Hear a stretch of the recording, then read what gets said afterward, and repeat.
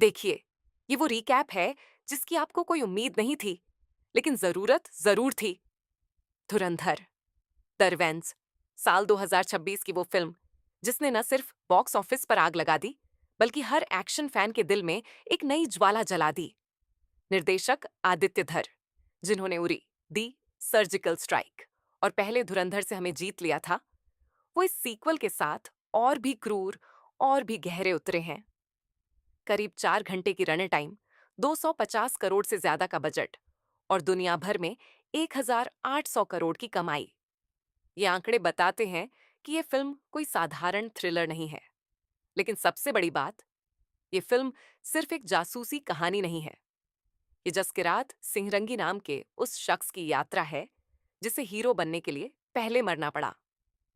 आज हम इस फिल्म के पहले 3/4 हिस्से का रिकैप करेंगे, बिना क्लाइमेक्स के, बिना कॉपीराइट स्ट्राइक के। बस एक ऐसे आदमी का कहानी जिसे बदला चुकाने के लिए अपनी पहचान तक दांव पर लगानी पड़ी। पॉपकॉर्न तैयार रखिएगा, क्योंकि दर्द और गुस्से का ये सफर काफी तूफानी है। अगर आपने धुरंधर पहला भाग देखा है, तो आप जानते हैं कि हमजा अली मजारी, रणवीर सिंह का किरदार, पाकिस्तान के ल्यारी अंडरवर्ल्ड का एक खतरनाक जासूस है। लेकिन पहली फिल्म सिर्फ इतना बताती थी, ये आदमी क्या करता है।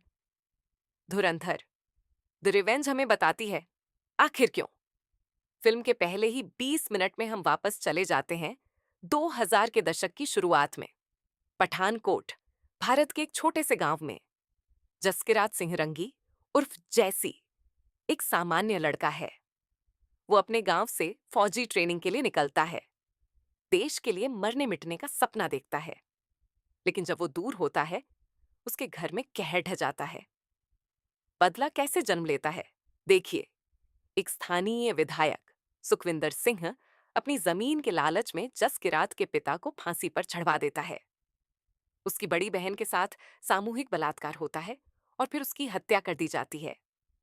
उसकी छोटी बहन जसलीन का अपहरण हो जाता है। जब जसकिरात वापस लौटता है, तो वो पुलिस के पास नहीं जाता। वो उत्तर प्रदेश के माफिया डॉन अतीफ अहमद के पास जाता है, हथियार खरीदता है और सुखविंदर सिंह के घर पर धावा बोल देता है। 12 लोगों को मार डालता है, अपनी बहन को छुड़ाता है। लेकिन सिस्टम के लिए ये गुनाह था। जिस सिस्टम ने उसके परिवार की रक्षा नहीं की, वही सिस्टम अब उसे मौत की सजा सुनाता है। ये विडंबना है और यही इस फिल्म का दिल है। ट्विस्ट, जेल जाते वक्त उसकी पुलिस गाड़ी छीन ली जाती है, न दुश्मनों के हाथों, बल्कि अजय सान्याल के हाथों, जिसे आर माधवन ने अद्भुत रूप से निभाया है। अजय सान्याल, इंटेलिजेंस ब्यूरो का प्रमुख, जसकिरात को एक विकल्प देता है। या तो मरो एक अपराधी की तरह, या जियो एक सैनिक की तरह। जसकिरात जीना चुनता है और इस तरह हमजा अली मजारी का जन्म होता है। हम यहाँ रिकैप रोकते हैं, ठीक पहले जब उसकी ट्रेनिंग शुरू होती है। लेकिन यकीन मानिए, जो आगे आता है वो एक अलग ही जलवा है। अब चलिए सीधे 2009 में आते हैं। हमजा लियारी कराची के अंडरवर्ल्ड में करीब 1 दशक बिता चुका है। वो अब कोई मामूली जासूस नहीं, वो एक प्लेयर है। पहली फिल्म में हमने देखा कि हमजा ने रहमान डकैत, अक्षय खन्ना का किरदार, को मार डाला था। लेकिन जब कोई बादशाह मरता है, तो उसकी जगह को लेकर लड़ाई शुरू हो जाती है। 2 गुट बनते हैं, अरशद पप्पू, अश्विन धर, पठान गैंग का सरदार उजैर बलोच, डेनिश पांडोर, रहमान का कजिन और दूसरा सबसे बड़ा आदमी। हमजा इन दोनों गुटों के बीच ऐसे खेलता है जैसे कोई शतरंज का ग्रैंड मास्टर।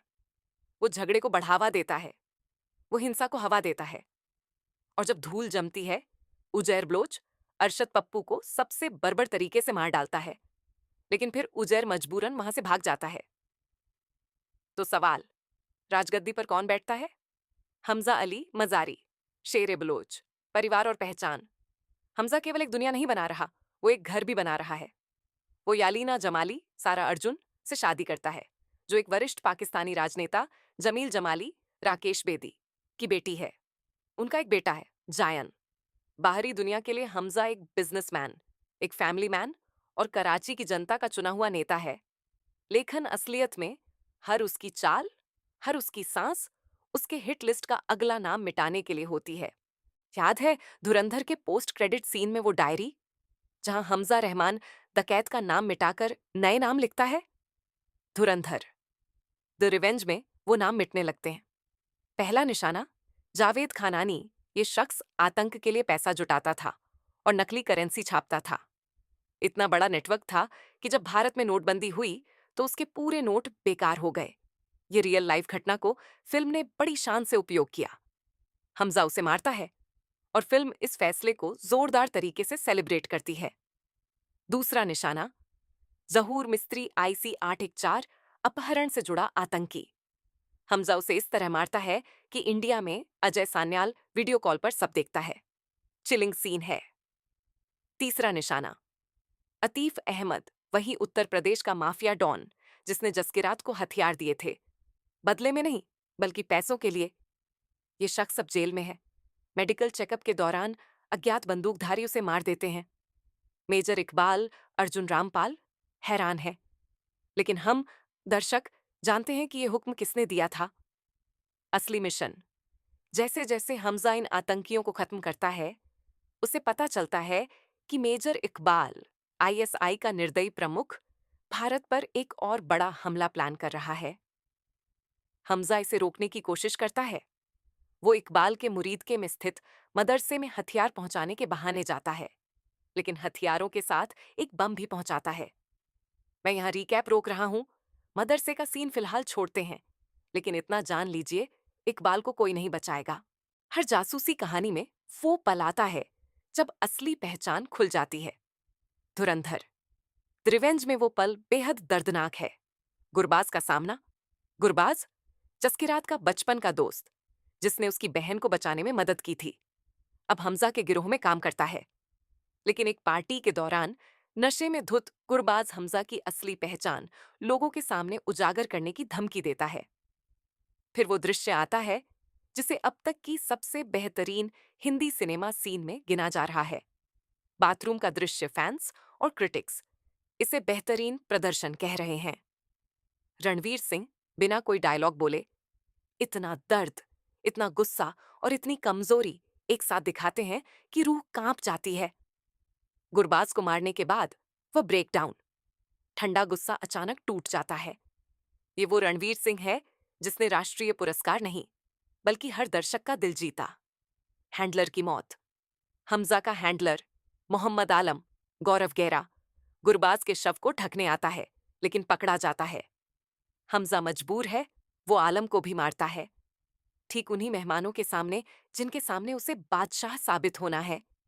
यालीना को पता चलता है, हमजा की पत्नी यालीना को उसकी असली पहचान का पता चल जाता है। वो उसका सामना करती है, तोड़ देने की कोशिश करती है, लेकिन अपने बेटे जायन के लिए और इसीलिए क्योंकि वो समझती है कि हमजा ये सब क्यों कर रहा है, वो चुप रहने का फैसला करती है। धोखा हर कोई इतना माफ नहीं करता। ASP उमर हैदर, आदित्य उप्पल, असलम का दूसरा कमांडर जयन को बंदूक की नोक पर रखकर यालीना से पूरी सच्चाई उगलवा लेता है। वो मेजर इकबाल को सब बता देता है। मैं यहाँ रिकैप रोक रहा हूँ।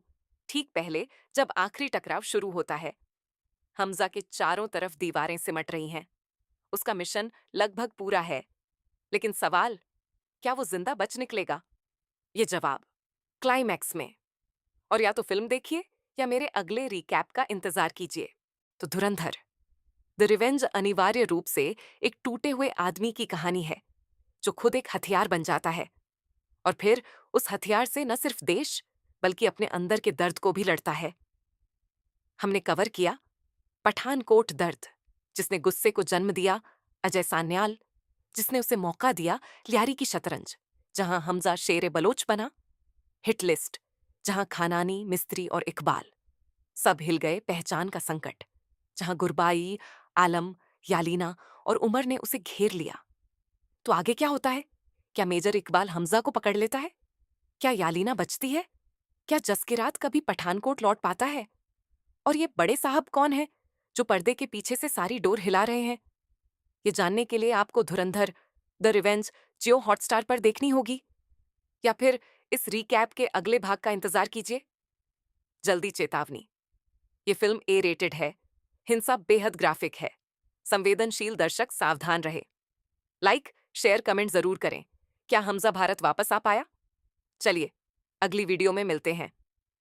ये नया हिंदुस्तान है और ये रिकैप खत्म। धन्यवाद।